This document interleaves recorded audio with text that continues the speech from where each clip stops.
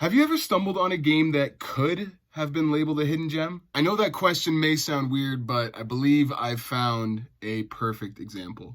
I like to search for random things on Steam sometimes, punch in some different genres, put them together, and see what comes up. This time, the combination was free-to-play and 3D platformer. It's a pretty strange pairing, isn't it? Most free-to-play games are associated with MOBAs, first-person shooters, or card games. I actually can't think of a 3D platformer that I've ever played that was free-to-play. During my search, I found this cool-looking game called Gizmo. Screenshots make it look fun enough, so let's give the game a go and see if it's worth the price of admission. Yes, that is the best joke I got for this review. And I'm sorry. Boot up the game and press play on the menu, and you start playing. No intros, no cutscenes, no story, no tutorial, nothing. You're dropped in and ready to go. With no clear direction on what was going on with anything, my first inclination was to press every button to see what it did.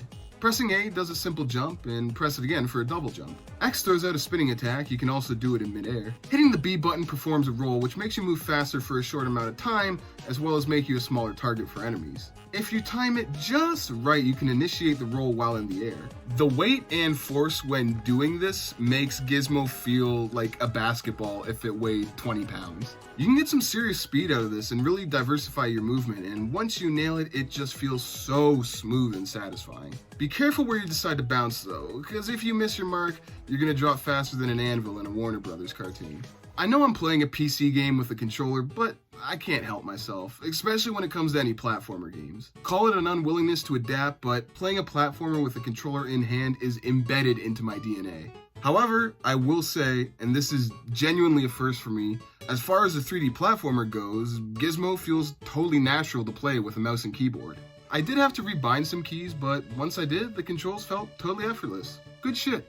A pleasant surprise. You can play with either and be perfectly fine, but if I'm being 100% honest, you're never going to hear me not recommend using a controller when playing a platformer.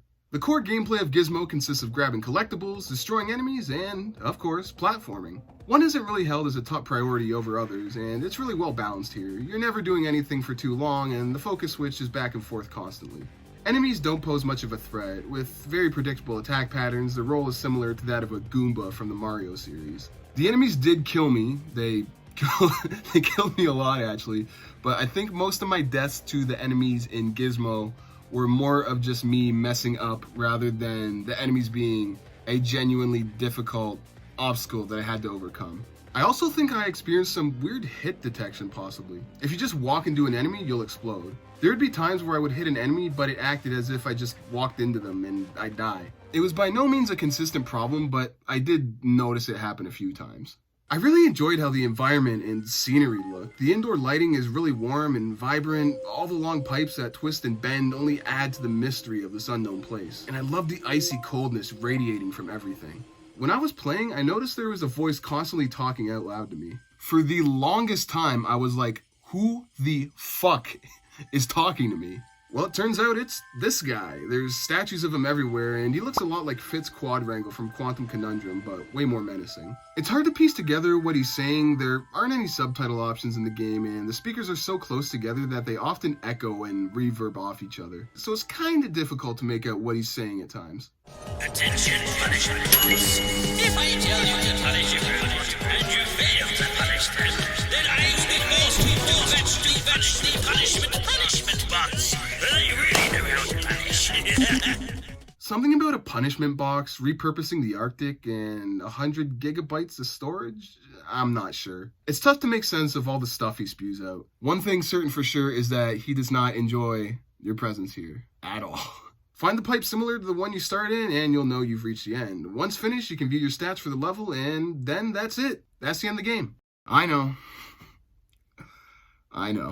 After replaying again just to make sure I hadn't backed out to the menu by accident, I found out, yeah, this really is the end of the game. You can finish Gizmo in less time than it takes for you to use the washroom. If you click the About section in the menu, you'll find out that Gizmo is a showcase of the developers' skills on what they've learned and how they've improved over time. The developers also state that this took them 3 years to make. Milo Games is comprised of only 2 people, Alex Smith and Dane Wynn. To the best of my understanding, these 2 guys consider themselves as animators first and foremost, with anything that is game development related being more of a side hobby project. They have a few other games out, most of them free to play.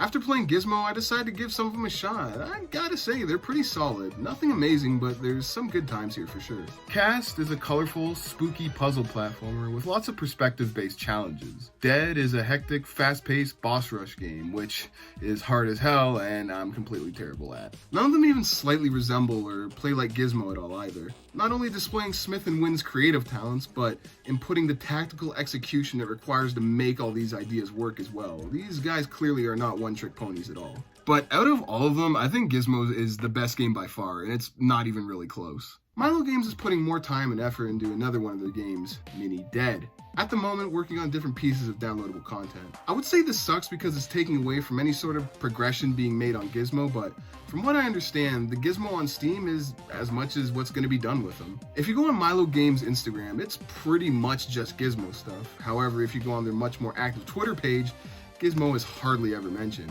Their most recent update is over a year ago, and although it looks interesting, it makes me a little less hopeful that we'll get any sort of advancement beyond the small snippet available on Steam. There could very well be something behind the scenes going on with Gizmo, but the lack of evidence of such just really has me doubtful.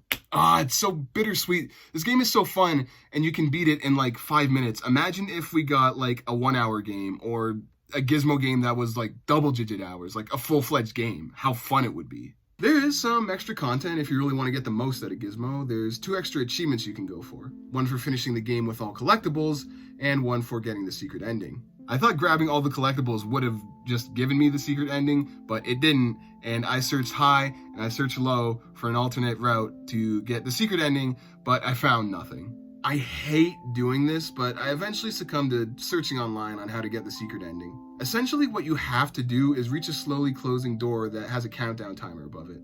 The first time I saw this area, I didn't think much of it. I just thought it was another piece of scenery. To get to this door, you really need to have the controls mastered. Anything besides a near perfect, flawless run of the entire level will result in the door closing right in your face. Make it in time, and your mastery of the controls will be put to the test again. More spaced out platforms, and some harder to land jumps with no checkpoints to save you. Besides getting the achievement for completing the secret route, there's no worthwhile reason to do it. It's just like finishing it the normal way. Once you make it to the end, you see your stats and get kicked back out to the menu again. For now, I can only sit here and remain hopeful. What's here is such a solid foundation to build off of. This feels like something that could have properly popped up in the PS2 era of platforming. A certain charm that feels very similar to the greats of that time.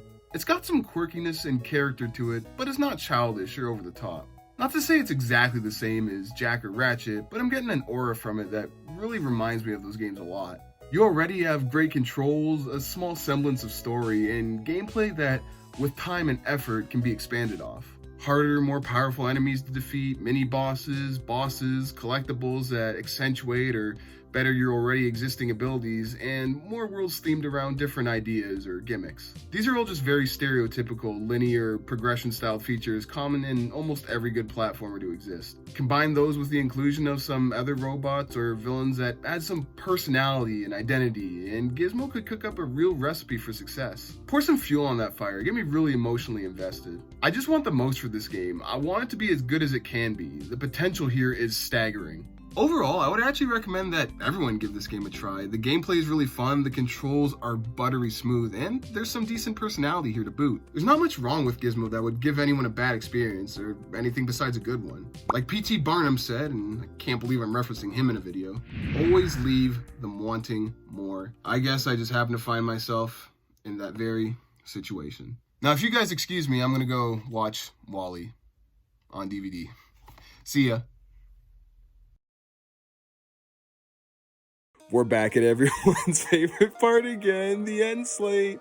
I don't know what it is about these games that I'm picking to review that just happened to make it so that I can like 100% them very quick. The next video is in the works already, actually, and it actually took me like half an hour to like get all the footage I needed for it. So technically, it took me way less time to beat than Default Dan, and way less time to beat than Gizmo as well. It's another game that I think a lot of people that are going to watch the video for it might not know about, so I'm pretty excited to show it off because of that. And it's got a really cool and interesting backstory to it that I just wanted to share because of that more than anything. I'm trying my best not to ramble right now, but I'm just so happy that I got to show off this game and make a video about it, and about the other stuff that I'm working on too as well. I'm really excited for the future. Leave a comment if you want to, leave a like if you want to, and hopefully I will see you guys in the not so distant future. So take it easy, and I'll see you guys next time. See ya.